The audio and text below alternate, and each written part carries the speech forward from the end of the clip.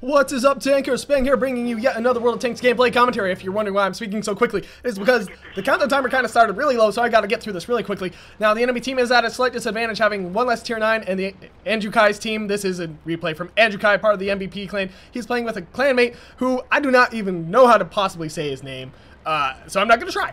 But part of MVP 2, and it is a standard battle, the only type of battle, on Lakeville. So, yes, the enemy team had a slight disadvantage, as I said earlier, due to the fact they have one less tier 9, and Andrew Kai's team having a T30 in place of that. Now, I do enjoy the T30, or I did. It's been so long since I played it, I can't quite say fairly how it plays now. Though I did have it for a while when it first was switched over to the Tank Destroyer line. And if you're wondering, yes, I am going to slow down a bit now that I've gotten all the formalities out of the way. How are you? Good? I assume you're good. Yes, quite. Now, this is a tier 9 match, so Andrew Kai not exactly in that good of a position to be a key player for his team. Don't get me wrong, tier 8s can hold their own against tier 9s, but tier 9s certainly do have a distinct advantage over the tier 8 tanks. There is a gap there, and a noticeable one at that. There are some tank trees, tech trees. That's what I'm trying to say. Tiers. Yes, that's the word I'm looking for. Sorry. It's late, and this is my third replay in a row, and I'm making excuses now, and you don't care. So yes, there is certain tiers where there isn't that much of a difference, in my opinion. Tier 4, Tier 5 and 6, there isn't too large of a difference. Tier 7 and 8 is a big gap, in my opinion. Tier 7 tanks certainly get outclassed by Tier 8 tanks quite frequently. Tier 8 and 9, not as large as 7 to 8. And honestly, it is on a tank-by-tank basis. Some Tier 7s perform better than others, and we all know the spiel, so I'm not going to go into it all that much. The KV-4, quite the imposing Tier 8 tank, however, it does have good armor. It is quite a formidable tank, especially when having a maxed out equipment. So I think he might have the maximum gun, the biggest gun we will see.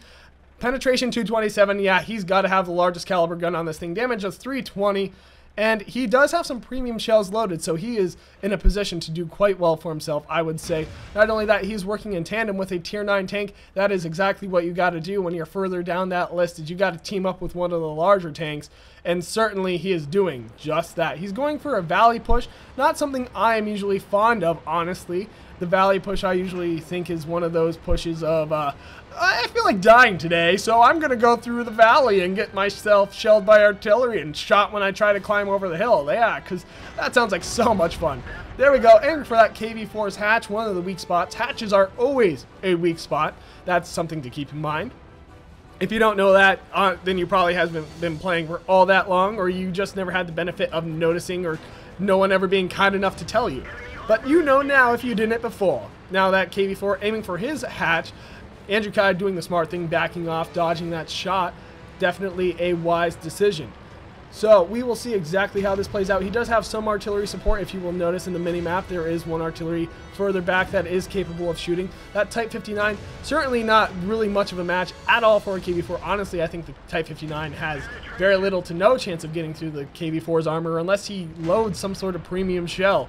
And the E-75 going to be much the same boat. Just going to bounce shells all day from that Type 59. And that KV-4 on the enemy team, yes, sorry, brain derp, is certainly having a rough time doing any sort of damage as well. I am uncertain if he has the upgraded gun or not, but he is certainly not hitting like he has the upgraded gun. Although, I'm not quite sure what that was. That could have been an artillery shell. No, it was most likely that M103 being very sneaky up on that hill, though exposing his side armor, making a very easy shot for Andrew Kai. And that M103 is going to do his best to hold off this push, but the valley push, for once, actually working quite well due to the fact the enemy team not very well positioned, not very well at working together. I don't even know if the enemy team has any artillery supporting the valley, because I have yet to see any enemy artillery supports come in. So the M103 going to just hit Andrew Kai for only a track. How unfortunate for him, but very fortunate for Andrew Kai, going for the track shot, not doing any sort of damage. The M103 yet again aiming for Andrew Kai, not really taking on the larger threat, apparently just going for the easier kill. Andrew Kai's team certainly doing good for themselves. 6-5. Andrew Kai's clanmate has died, however. That's unfortunate. The M103 definitely has the upgraded gun. I can tell just by the muzzle brake on that thing. It is using the most upgraded gun, which means it has the best damage it could possibly have. But still not that impressive in terms of his performance. He is certainly struggling to stay alive. And the M103, wow, just staying alive barely with 35 hit points left. Almost eliminating that E75. Good on him. Yog Panther 2, the only thing standing between Andrew Kai and this Valley push now. And his team pulling ahead by 3 tanks at this point. Artillery doing its best to eliminate that Yog Panther 2. Andrew Kai still doing pretty well in health, 50%. So certainly in no danger of dying anytime soon. Although, if there's a 704 anywhere nearby, it will be the death of him. Almost, well, not certainly, but it won't feel very good, and there is a chance he could die in one shot from a 704. There's one of the 704 spotted in Alpha 6. That is going to have a line of sight on Andrew Kai should he decide to push the enemy's cap, but I don't know if he will take such a risk. It seems rather unnecessary at this point. Andrew Kai's team still ahead by 3 tanks, so definitely an advantage going to them. The Yog Panther 2, not even visible in terms of any sort of shot opportunities, but certainly being spotted, so no artillery will be able to hit that Yog Panther 2, unfortunately. An IS killing a Tiger 2, very impressive for Mr. IS. The 704 over on the far side, aiming at the cap, possibly going to try and eliminate either this E75 or Andrew Kai. Not exactly something you want to see coming down your gun sights when you're as low of health as he is currently. Another 704 moving out, but it is not facing him, so free shot. Let's see if he'll take the shot that he thinks he has. Yes, he will. And there we go. Hummel's being spotted right there. The 704 coming over the valley and going to take a shot and barely surviving. He is definitely a one shot now. He certainly cannot afford to be hit by really anything at this point. I think even that Yog Panther 2 will be able of killing him. Fortunately, he does have a faster reload than that 704, but the 704 will hit much, much harder. Yog Panther 2, I am assuming, is the thing that fired that shot. The Hummel completely missing, going to get himself eliminated right here. The 704, I am uncertain if he still has a shot, but looks like he certainly is trying to get one. Andrew Kai possibly backing off enough to save his own bacon, and oh my goodness, he better back up, or oh wow, that 704 must be raging, because that shot just bounced off. Honestly, 704, you're kind of bad. I'm just going to say it. You went for a front shot when side armor looked like it was exposed, and you should have easily gone for that side armor. The slant the front armor was at is highly, highly unfavorable. So that was just a poor decision on the 704's part. He's going to take one more shot for damage right there. Andrew Kai's team still ahead by 2 kills. That E75 nearly eliminated. That T30 also nearly eliminated. Honestly, it's anyone's game at this point. The 704 managing to eliminate Andrew Kai, but the T30 managing to kill that other 704, which puts the final 704 in a very unfortunate position of being attacked from 2 sides. Andrew Kai clearly having one of those mods that allows you to zoom farther out than the game normally allows you to. Definitely nice for spectating, as well as getting a good feel for your surroundings. So, not that I use it. I don't use any mods. I think one of you asked me that question just because I don't feel like putting up with the hassle. But I do believe that Object 704 just fired. So Mr. E75, you should grow a pair and go attack him. Now that you fired, you might want to fall back just a little bit. Not quite sure where exactly that shot went. That Yog Panther 2, I hope he's facing the other way. Well, if he was, he's dead now, so it doesn't matter much.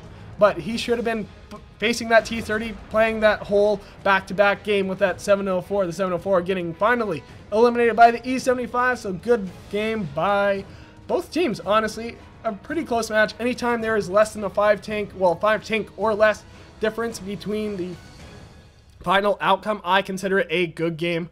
So 10 to 15, I consider a good game, but anything bigger than that, I say, please don't say good game. That's kind of insulting if you ask me. You can say good job to your team, but beside that, yeah, well played by Andrew Kai, 3 kills. He did get the maximum, not the maximum, but the most experience for his team, dealing nearly almost 3,000 points of damage. I'm trying to recall from memory.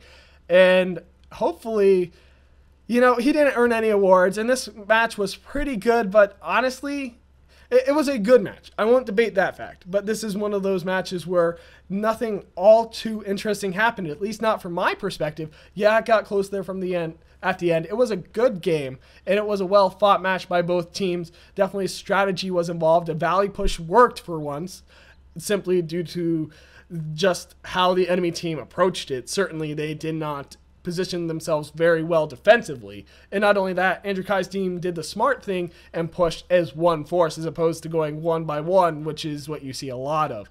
So, but when it comes down to it, this match, while good, wasn't amazing, wasn't really anything all that special. So this is part of the reason I've started doing a replay selection process. Since this was one of the older replays that was submitted to me before I came out with my replay guidelines and saying I was going to start rejecting them. So this was grandfathered in, but from now on, unless you guys have really stellar, awesome, amazing games where something incredible happens, well, I don't mean to make it sound like you have to single-handedly defeat the enemy team, because you don't. But it has to be a great match. It can't just be a good match, which this was, but it has to be great matches, because too many replays, not enough time. But I've rambled on long enough. Certainly well played by you, Mr. Andrew Kai. Please send in another replay if you've got any stellar, awesome games you want me to commentate. And if you like this video, click that like button. If you want to see more, subscribe. If you got a replay, send it spanglereplays@gmail.com. Instructions on how to submit it are in the description. And this has been Spang, not Spangle, because that's a different alias in line, and I'm signing off.